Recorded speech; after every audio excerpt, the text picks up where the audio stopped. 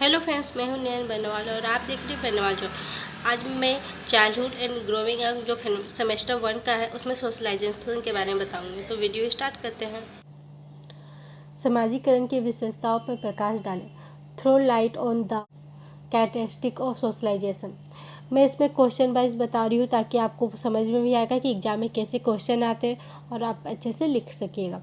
तो स्टार्ट करते हैं। सामाजिकरण का अर्थ उस प्रक्रिया से है जिसके द्वारा व्यक्तियों से अंतर क्रिया करता हुआ सामाजिक आदतें, विश्वास, रीति रिवाज तथा परंपराओं एवं अभिवृत्तियों की सीखता है।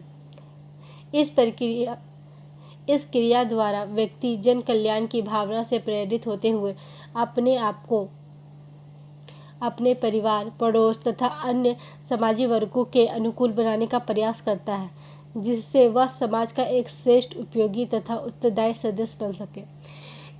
समाजीकरण वह प्रक्रिया होता है जिसमें हम किसी के द्वारा अंतरक्रिया करते हैं, मतलब कम्युनिकेशन करते हैं। हम जब जन्म लेते हैं तो हम समाज में ही जन्म लेते हैं। वहाँ पे हम सीखते हैं कि बड़ों के साथ कैसे व्यवहार करना चाहिए, हमें अच्छी आदतें क्या होनी चाहिए, हम अपने रीति रिवाज के बारे में जानते हैं, परंपरा के बारे में जानते हैं, आस पड़ोस के लोगों के बारे में जानते हैं, उनके साथ कैसा व्यवहार करना चाहिए, कोई बड़े हैं तो कैसा व्यवहार करना है, कोई छोटे हैं तो कैसे व्यवहार करना चाहिए। ये सब हम सीखते हैं। ये सब हम समाजीकरण के द्वारा ही सीखते हैं। अब हम इसकी परिभाषा देखते हैं।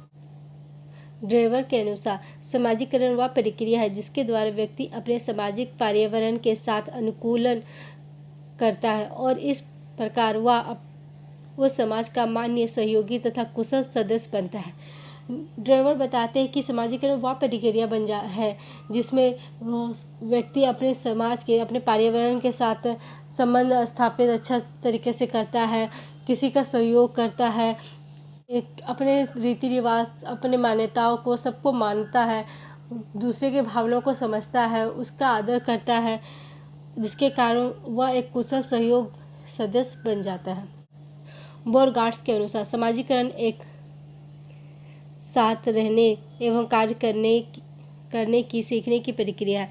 बोरगार्ड कहते हैं कि समाजीकरण के साथ हम एक दूसरे के साथ कम्युनिकेशन करते हैं, एक दूसरे के साथ मिलके काम करते हैं, उसके साथ रहते हैं, वही समाजीकरण कहलाता है। इन परिभाषाओं के आधार पर समाजीकरण की प्रक्रिया मनुष्य का संस्कृति, भौतिक तथा अभौतिक रूप से परिचय कराती है। समाजीकरण व्यक्ति को सामाजिक रूप से क्रियाशील बनाता है। इन परिभाषाओं से हमें यह समझ में आ रहा है कि मनुष्य जब पैदा होता है तो समाज में रहता है, समाज के तरीकों से सीखता है, अपने संस्कृति को सीखता है, वहाँ के कल्चर को सीखेगा, वहाँ की भाषा को सीखता है, दूसरे के भावनाओं को सीखता है कि कैसे दूसरे के भावनाओं को समझता है, दूसरे के भावनाओं के आदर करता है, उसका रिस्पेक्ट करता है। वह चाहे भौतिक रूप से या अभौतिक रूप से दोनों से परिचित होता है और समाज में एक कुशल व्यक्ति बनता है। अब उसके कैरेक्टरिस्टिक्स के बारे में जानेंगे। समाजीकरण की विशेषताएं। Characteristic of socialization. समाजीकरण की विशेषताएं निम्नलिखित है। फर्स्ट, आधारभूत अनुशासन को अंतर्निहित करना। प्रिपरेशन और मैन्युफैक्चर ऑफ डिसिप्लिन इन अस। समाजीकरण व्यक्ति अंतर्निहित मूलभूत अनुशासन को समाहित करती है। इसके द्वारा व्यक्ति अपने आवेग को नियंत्रित करती है तथा अनुशासित व्यवहार प्रदर्शित करते हैं। यदि प्रशासन, स्कूल, समाज, परिवार सभी जगह वह अनुशासन में रहेंगे तो कर्तव्य का पालन करेंगे तो समाजीकरण होगा। अगर कोई भी व्यक्ति जब आता है दुनिया में तो वो समाज में रहने के तरीके सीखता है। वहाँ पे एक फर्स्ट इम्पोर्टेंट रहता है अनुशासन से रहना, क्योंकि अगर इंसान अनुशासन से रहता है तो सब जगह उनकी वैल्यू होती है। वो कर्तव्यों का पालन करेंगे तो सोशलाइजेशन होगा। वो अगर प्रशासन के साथ स्कूल्स में अच्छे डिसिप्लिन अपनाएंगे, समाज में अच्छे डिसिप्लिन अपनाएंगे, परिवार में अच्छे डिसिप्लिन अपनाएंगे तो सब जगह उनका मान्य होगा। अगर कर्तव्यों का पालन करेंगे तो सोशलाइजेशन करेंगे। तो इस तरह व्यक्ति को अनुशासित रहते हुए अपने कर्तव्यों का पालन करना चाहिए और समाजीकरण करना चाहिए। सेकेंड है मानव व्यवहार को नियंत्रित करना। To control the behaviour of person. समाजीकरण की प्रक्रिया जन्म से लेकर के मृत्यु तक सामाजिक मूल्यों के पालन हेतु सहयोग करती है। साथ ही उनके सामाजिक व्यवहार को नियंत्रित करती है, जिससे व्यक्ति को सामाजिक रूप से क्रियाशील बनाता है। मानव को अपने नकारात्मक विचारों को हटाकर सकारात्मक विचारों का व्यवहार में लाना चाहिए। व्यक्ति को जब वो जन्म लेता है से मृत्यु तक वो सामाजिककरण करता है। वो सामाजिक मूल्यों को जितने भी उन्हें मानता है, दूसरे के साथ अच्छे व्यवहार करता है। अगर उनके मन में कभी भी नकारात्मक विचार आते हैं तो उसे हटाकर उन्हें हमेशा सकारात्मक विचार करना चाहिए और लोगों के साथ अच्छा व्यवहार करना चाहिए, ताकि उनका कम्युनिकेशन अच्छा हो, वो दूसरों से अच्छे से बात कर सके, उनमें अच्छे आदत का निर्माण हो और उनका व्यवहार एक अच्छा हो। थर्ड, समाजीकरण एक गतिशील प्रक्रिया है। Socialization is a dynamic process. समाजीकरण की एक सबसे महत्वपूर्ण विशेषता है कि यह जीवन पर्यंत चलने वाली प्रक्रिया है। व्यक्ति की परिस्थिति एवं सामाजिक भूमिकाएं बदलती रहती है और उनके अनुरूप व्यवहार के लिए उन्हें आचरण तथा व्यवहार के नए प्रतिमान सीखने पड़ते हैं, जिससे वह समाजीकरण का विकास हो सके। समाजीकरण एक गतिशील प्रक्रिया होता है जो निरंतर चलता रहता है, क्योंकि जब तक हम जिंदा रहेंगे तब तक हम कुछ ना कुछ कार्य करते हैं, कुछ ना कुछ प्रक्रिया चलते रहता है, जिसके कारण हमारा सोशलाइजेशन होते रहता है। यह हमारे व्यवहार में झलकता है, हमारे कार्य में समझ में आता है। जो हम दूसरे के साथ व्यवहार करते हैं, दूसरे के साथ मिलकर काम करते हैं, उसे सब में सोशलाइजेशन बढ़ता जाता है। जो हमारे आचार विचार व्यवहार, हमारे कर्तव्यों का पालन करना, हमारे सोच विचार सब में समाजीकरण का विकास होता है। फोर्थ, औपचारिक तथा अनौपचारिक रूप, formal and informal way of socialization. समाजीकरण प्रत्यक्ष निर्देश के तहत शैक्षणिक संस्थाओं के द्वारा भी किया जा सकता है तथा परिवार भी अनौपचारिक रूप से समाज मूल्यों के स्रोत के रूप में बच्चों को भाषा, रीति रिवाज, सभ्यता को अपने अनुसार सिखा सकते हैं।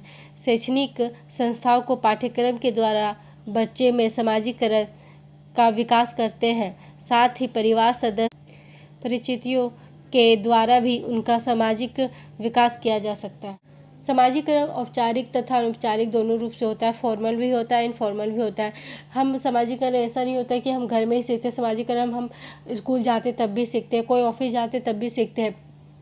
तो ये हमारा दोनों तरीके से होता है। हम घर पे भी हमें बताया जाता है कि बड़ों के साथ कैसे बात करना चाहिए, उनका रिस्पेक्ट करना चाहिए, कैसे अपने कर्तव्यों का पालन करना चाहिए, कैसे अनुशासन में रहना चाहिए।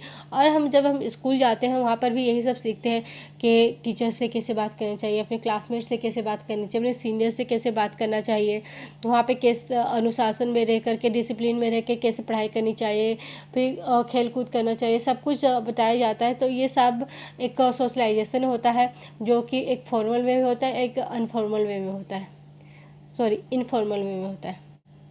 यह एक चेतन तथा अचेतन प्रक्रिया। Socialization is conscious and unconscious process.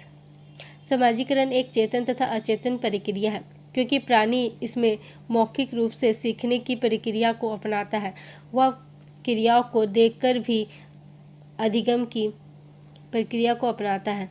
किसी बालक को हम अथवा परिवार शिक्षक सदस्य बोल करके कुछ सीखते हैं तो वह सीखता है, और अगर बालक का वह प्रक्रिया अधिगम प्रक्रिया के द्वारा भी सीखा जा सकता है, जिससे बालक का सामाजिक विकास होता है। जो सोशलाइजेशन होता है, जो समाजीकरण होता है, वो चेतन अचेतन दोनों प्रक्रिया होता है। कभी कभी बालक को मौखिक रूप से पढ़ाया जाता है, मौखिक रूप से बताया जाता है। कभी कभी बालक को वो खुद से पढ़ करके, खुद से समझ करके उसे करता है। अगर किसी छोटे बच्चे को ये बता दिया जाए कि अगर रेड सिग्नल आता है तो रुक जाना चाहिए और ग्रीन सिग्नल आने पे चलना चाहिए, तो एक मौखिक बताया गया है काम, एक मौखिक रूप से उन्हें बताया गया है। लेकिन जब वो उसे देखता है तो वो खुद से ये करता है। तो एक अचेतन प्रक्रिया भी हो गया, प्रोसेस चेतन प्रक्रिया और अचेतन प्रक्रिया दोनों प्रक्रिया हो गया। बच्चे दोनों तरीके से सीखते हैं और दोनों तरीके से सोशलाइजेशन करते हैं, क्योंकि उनका दोनों तरीके से सोशलाइजेशन, एक हम उन्हें बोल करके बता रहे हैं, एक वो खुद कर रहे हैं। जब वो खुद कर रहे हैं तो वो अपने सामाजिकरण पे जितने करते हैं वो उनका पालन भी कर रहे हैं, और एक उन्हें जब हम ये बता रहे हैं हमारे साथ उनका कम्युनिकेशन हो रहा है, वो इस चीज़ को समझ रहे हैं और वो भी एक सोशलाइजेशन हो रहा है। 6 है व्यक्तिगत विकास, इंडिविजुअल डेवलपमेंट। समाजीकरण के माध्यम से व्यक्ति में यह योग्यता विकसित हो जाती है कि वह आत्मविश्वासी, आत्मनिर्भर तथा समाज के लिए उपयोगीकरण बन जाते हैं। इस समाजीकरण प्रक्रिया के द्वारा व्यक्ति जन कल्याण की भावनाओं से प्रेरित होते हुए अपने आप को अपने परिवार, पड़ोस तथा अन्य सामाजिक वर्गों के अनुकूल बनाने का प्रयास करता है, जिससे वह समाज का श्रेष्ठ, उपयोगी तथा उत्तरदायी सदस्य बन सके। समाजीकरण, जब एक छोटे बच्चे का हम शुरू से समाजीकरण एक अच्छे तरीके से कराते हैं तो वो लोगों के साथ बातचीत करने का कम्युनिकेशन स्किल जान जाता है, वो अपने रीति रिवाज जान जाता है, अपने कर्तव्यों को जानता है, वो रोड में चलने तरीके हुए, बाइक चलाने तरीके, सब कुछ वो समझता है। वो राष्ट्र के प्रति भी ईमानदार होता है, वो अपने परिवार को भी समझता है, अपने समाज में जो भी कल्चर प्रोग्राम हो पार्टिसिपेट लेता है, वो सारे काम को करता है, वो दूसरे के साथ कम्युनिकेशन स्किल बनाता है, दूसरे के साथ मिलकर काम करता है। तो ये सब काम करते हुए एक श्रेष्ठ, उपयोगी और उत्तरदायी सदस्य बन जाता है। 7 व्यक्ति तथा समाज दोनों का विकास, the development of both human and society. व्यक्तियों से समाज का निर्माण हुआ है, इसलिए जब तक व्यक्तियों का विकास नहीं होगा समाज का विकास नहीं हो सकता है। इसलिए व्यक्ति को शिक्षित, आत्मनिर्भर होना चाहिए, जिससे व्यक्ति अपने साथ साथ समाज का भी विकास कर सकते हैं। ये तो स्वाभाविक बात है कि व्यक्तियों से ही समाज बना है, समाज से व्यक्ति नहीं बना है, क्योंकि हम लोग सब मिल कर के एक सोसाइटी का निर्माण करते हैं। सोसाइटी हम लोग का निर्माण नहीं कर रही है। इसे जब तक हम खुद एजुकेटेड नहीं होंगे, आत्मनिर्भर नहीं होंगे, हम लोग अपने से डिसिप्लिन नहीं अपनाएंगे तो हम एक सोसाइटी का निर्माण कर ही नहीं सकते। कहते हैं ना, खुद में बदलाव लाने से दूसरे पे बदलाव लाने की हम बात कर सकते हैं।